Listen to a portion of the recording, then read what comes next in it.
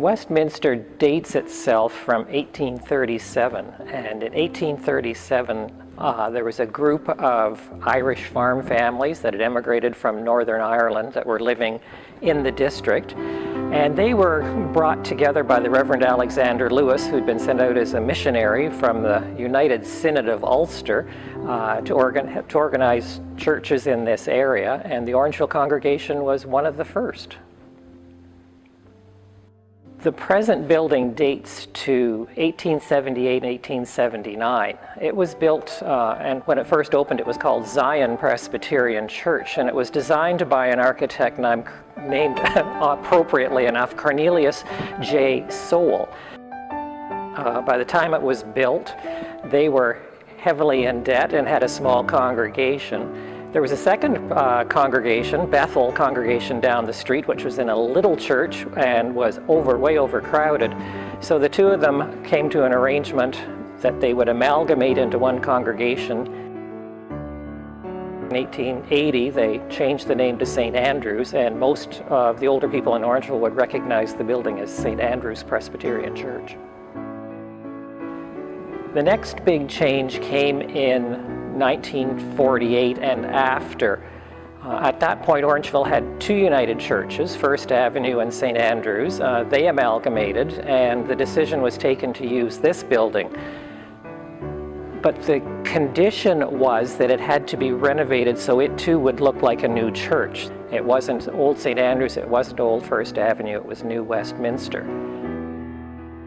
Now we're at a point in our history where we want to try to build on our strengths and confront our challenges so that we can continue to be a vital Christian presence in the town of Orangeville. The United Church of Canada historically has been a church that has provided for the needs of the community around them because of their interpretation of the gospel. There's a great feeling here, there's optimism here, there's people that want to move forward, and I think we've got to relate that to the community. I do sense a great spirit of hope and optimism in this community, and we have to market that in some way and get it out there. One of the things that I am really proud of our congregation is that we are part of a denomination that has, since its inception, been concerned about social justice issues, and we've also been a congregation, a denomination that has been inclusive, and for that I'm extremely proud. How important are volunteers to Westminster? Very much so. We need them. We have them. We have a lot of volunteers here. They work hard, whether it's on Saturdays or early prepping for things, the men coming and carrying clothes, whatever. I'm also proud of Westminster United Church because we've not been afraid nor have we shied away from doing very practical, basic needs ministry.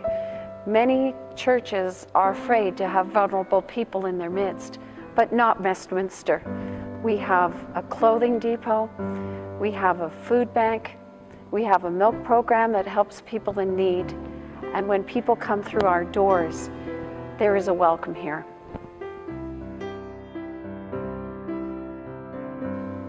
When I came to Westminster United Church, it was my hope that this building would become a spiritual wellness center where people were nurtured spiritually, physically, and emotionally.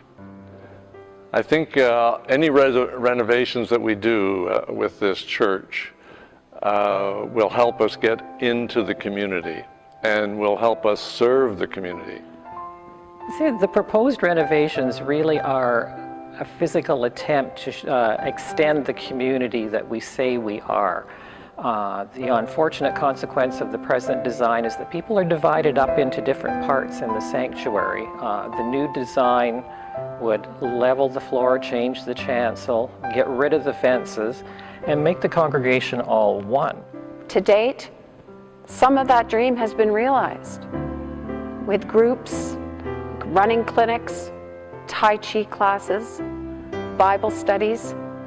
We continue our ministry to people with addictions. We run the clothing depot, the food cupboard, the milk program. But that is only a beginning. I think of the accessibility, therefore the community comes in and a stronger voice. And I think of the effect that a new kitchen would have, a new hall for rentals, and forming partnerships throughout the area where we could use it to help better serve the community. I think it's all tied in together, and I think that's why there's such a great hope about this renovation. The accessibility access, the elevators in particular, mean that people that have been unable to attend worship for years hopefully now can come. People from nursing homes, maybe people with handicaps, arthritis, you name it. People that find the horrific number of steps at the front of this building a real challenge. Finances in a church, and I know several churches in this position, are very, very important. And the operating fund within the church is critical. If you're continually dragging in your operating fund, then there continually is a feeling that starts to eat away at that positive hope that we talked about before, and looking to the future. And so I think members have to continually fulfill their commitment. And I see two commitments. One, be in the pews. What a feeling that generates, especially with our minister. And secondly, keep up any givings that you have promised. The total budget for this renovation that I just spoke about is approximately $750,000, and that's the amount the congregation knows about. This will look after the elevator, which is being put in right now. It'll look after a complete remodeling and enlargement of the kitchen. It will look after the sanctuary in which I'm sitting right now, to look to a sanctuary which will be totally accessible for anybody and which will be flexible in its use. At the present time, everything seems to be nailed to the floor, so to speak. And then we have the signage outside, which was frozen the other day when I tried to change the sign. It would become electronic. The parking lot would be paved. And the hall downstairs, which is used for Christian education and which is a very important area for the church, would be made to look much better and, with changes in doorways, etc., more functional. I don't think we should be afraid of change, because every time we've changed this church, the congregation grew. And I think even more so, it testified to its presence in the community.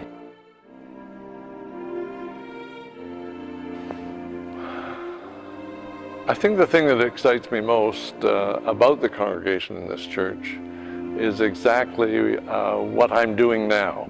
People just keep giving up their time to start little choirs, to put on shows for the church. So many things. It's great. Why do we serve others? In the gospel, Jesus tells his disciples, "Whatever you do for others, you do for me." After the 1976 renovation, we created the clothing depot, we've started the milk program. Looking after ourselves means we're looking after the community, and there's been several very successful programs that are tied together. And I'm not sure what the exact relationship is, but when you do a renovation, you seem to rejuvenate the congregation, refocus it.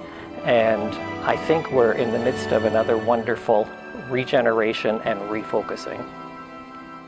At Westminster United Church, we are committed to getting back to the basics of people's needs. Their spiritual care, their physical care, and their emotional care.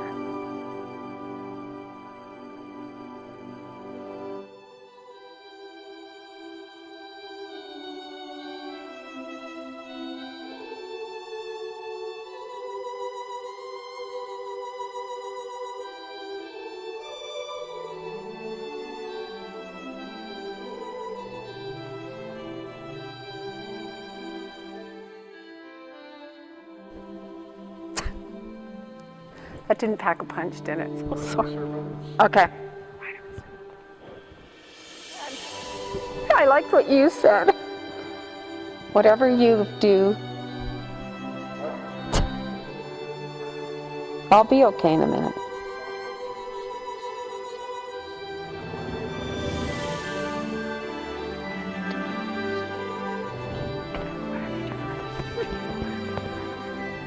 I'm sorry, Brian. Okay, was that okay? All right. For over 40 years, 40 years. Okay, Brian, I'm losing it. Just a minute. All right, I've got to stay in place, okay. Oh yeah, that's true. Okay. I like to be a comedian. It wouldn't be hard. Okay.